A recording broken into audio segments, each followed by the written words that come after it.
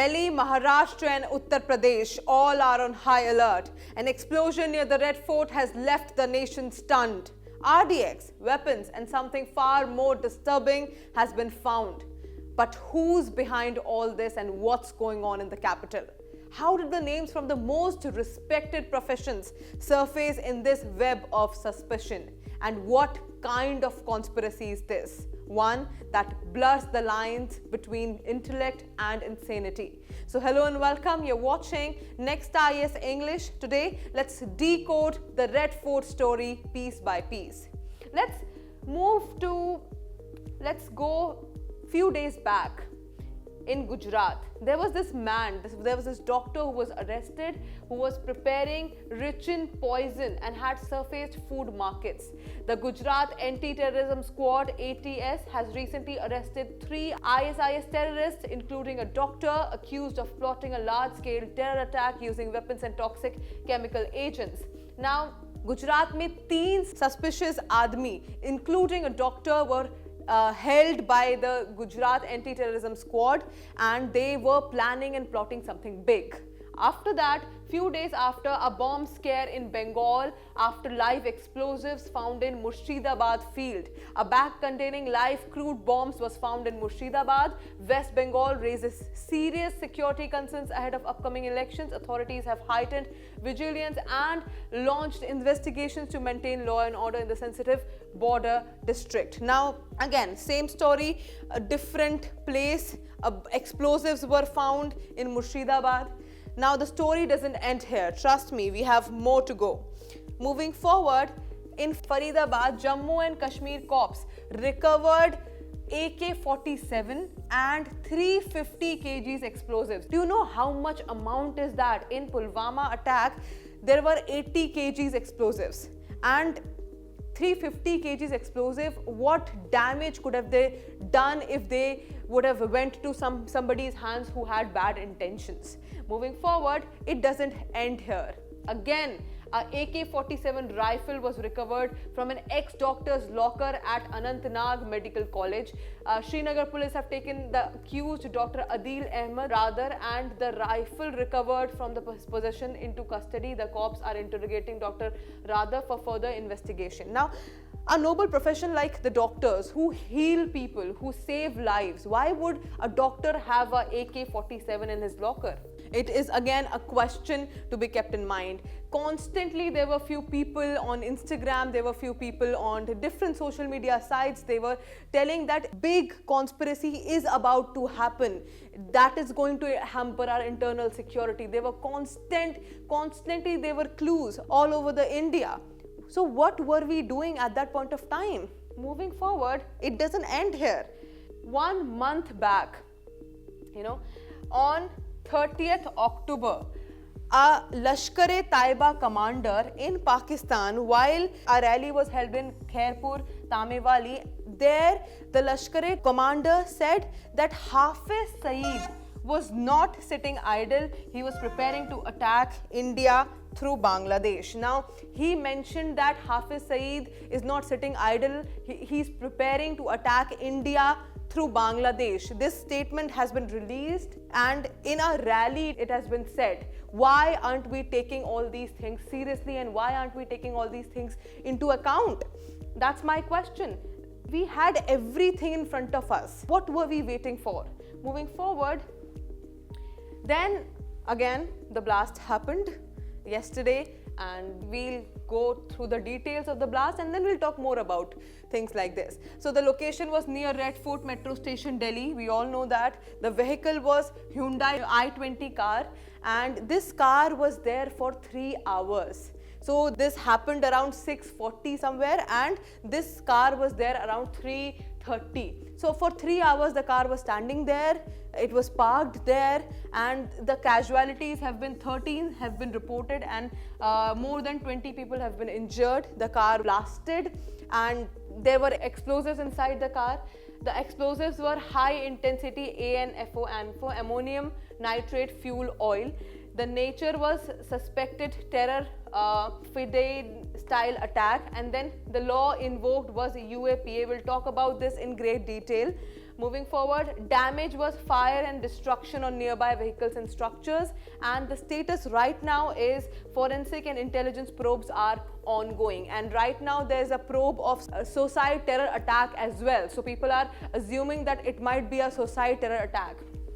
And moving forward, let's talk about another important thing, that before this attack happened, 3 hours, 4 hours before this attack happened, a user on Reddit commented, made a post that near Red Fort there's so much army, there's so much police, there's so many things are happening. So that means we had an idea, we had, through our intelligence agencies, we had an idea what is about to happen. So where did we go wrong? What went wrong that we couldn't stop this attack from happening? I'm not able to understand where did it all go wrong. Moving forward, we had everything in our hands. See, the intelligence agencies told us, we had so many reports, we had so many people telling us that there is something happening in India, and you know, the security forces were already there at the Red Fort before this happened. So what was that loop, what was that point that we missed? That's what we need to discover. Moving forward, let's talk about now what has happened, what is the current status. Red Fort blast in New Delhi is now, it has officially been probed as a terror attack. Before that, somebody was saying that's a CNG blast and all those stuff, but now it has officially been probed as a terror attack, that it was a terror attack. Delhi police have invoked section 16 and section 18 of the Unlawful Activities Prevention Act, UAPA, in the Red Fort blast FIR, covering acts of terrorism and repeated punishment. They have also added sections 3 and 4 of the Explosive Substances Act, that there was explosive substances present in the car, along with the charges of murder and attempt to murder. So all these things have been done. This is the current status. Moving forward, let's talk about what UAPA is. Now let's understand what UAPA exactly is.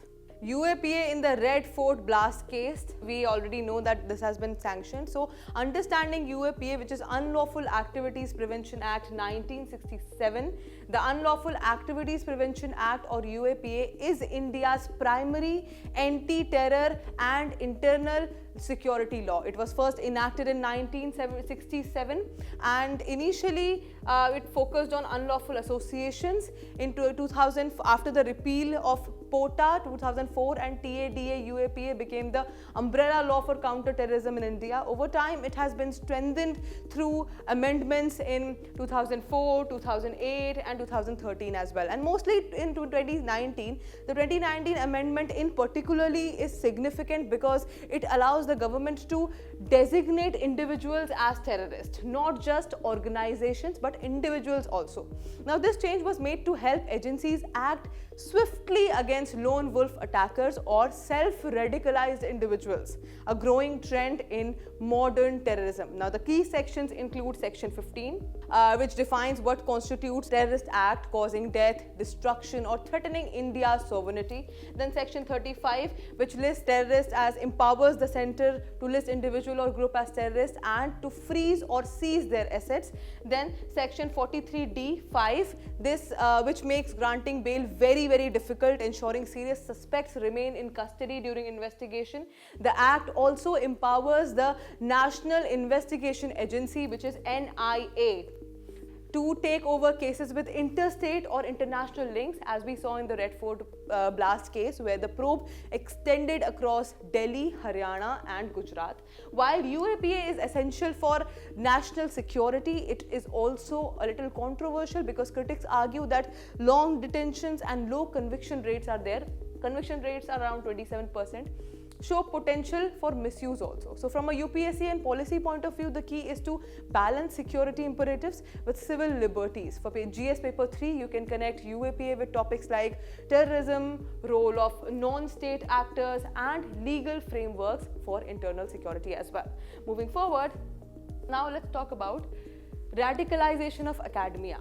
Now, A striking feature of recent cases in India is the rise of educated individuals being involved in terror plots, especially from science and medicine being radicalized. Now, in the Red Fort case's backdrop also, two major incidents stand out. First, the Anantnag doctor, which we have already talked about. He had an AK-47, Dr. Adil Radar, from whose locker an AK-47 was found. Second is the Gujarat doctor, who was arrested for plotting to disperse ricin poison in public markets as part of an ISIS linked network. Now, these examples show that terror recruitment now targets skilled professionals who have access to labs, chemicals, even medical compounds, which can easily be repurposed into explosives or toxins.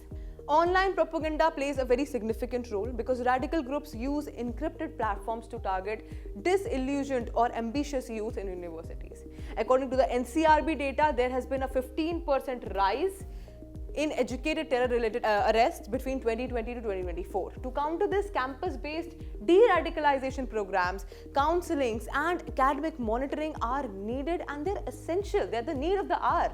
This is a reminder that counter-terrorism isn't just about police response. It's also about intellectual and psychological prevention.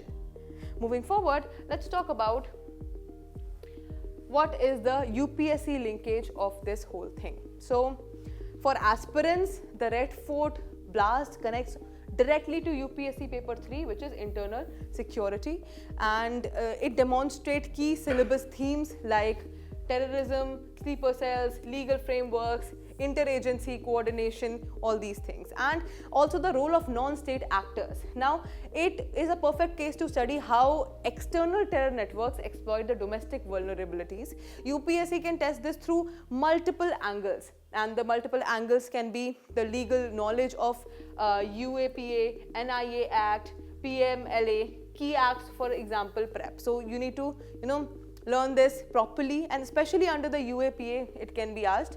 Essay topics, scientific understanding what ANFO is and how it differs from RDS. You can also expect essay themes like education as a double-edged sword in national security.